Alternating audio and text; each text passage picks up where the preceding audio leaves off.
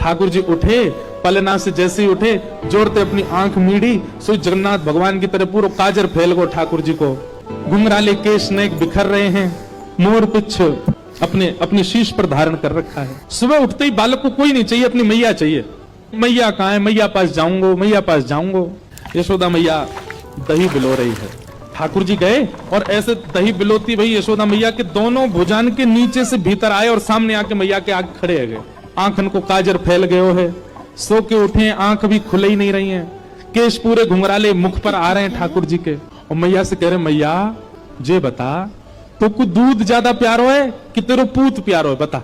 मैया बोली, लाला तू भी सवेरे सवेरे उठ के कैसी बात न करो करे, चल हट जा, मुझको दही बिलोन दे। ना है मैया, पहले बता तू को दूध प्यारो की पूत।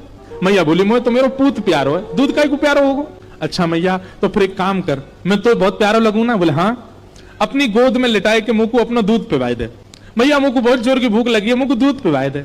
यशोदा मैया तुरंत ठाकुर जी को अपनी गोद में लिया और मैया को ठाकुर जी दूध पी रहे हैं और मैया दही भी बिलोती जा रही है। यहां ठाकुर जी जैसे मैया का दूध पीने लगे, सामने चूल्हे पर अंगीठी पर गैया का दूध उबल रहा था।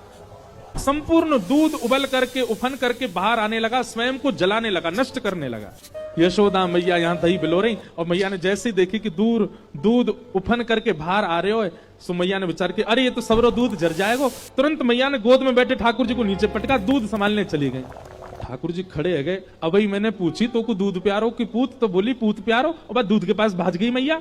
ठाकुर जी बोले, मैया ठीक है, आज या दूध को ही देखूंगा मैं, हैं ये ज्यादा प्यार हो तो मुझे छोड़ के भाज जाए। सो ठाकुर जी ने एक बड़ो सा डंडा उठायो और जो मैया दही बिलो रही थी उस मटकी में ही मारा, मटकी फोड़ दी।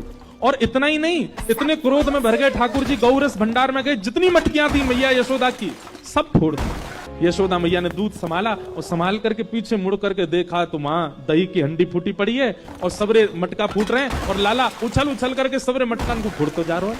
यशोदा मैया बोली, लाला बिगड़ गए हो, आज मैंने लाला को यदि दंड नहीं दियो तो बहुत बिगड़ जाएगा।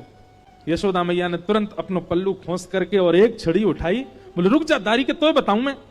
और मैया जैसी छड़ी लेकर के भागी हैं पीछे, आगे आगे ठाकुर जी भाग रहे हैं चौकड़ी मार करके, और मतलब ऐसे भाग रहे हैं मानो जैसे पीछे कोई शेर पड़ गए हो।